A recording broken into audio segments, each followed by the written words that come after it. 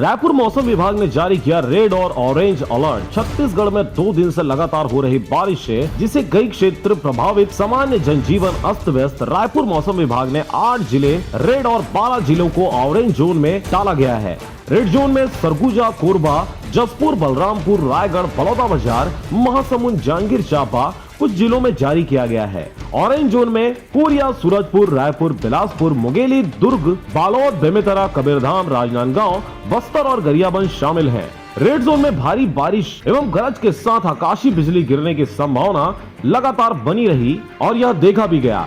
बीते 2 दिनों से लगातार होने के बाद बारिश अब कुछ थमती नजर आ रही है। आगामी 2-3 दिन कुछ जगहों पर छुटपुट बारिश के साथ साथ मौसम में बदली के साथ साथ उतार चढ़ाव देखा जा सकता है। रायपुर मौसम विभाग से धनेश आडिल की रिपोर्ट, RJ from झाझर।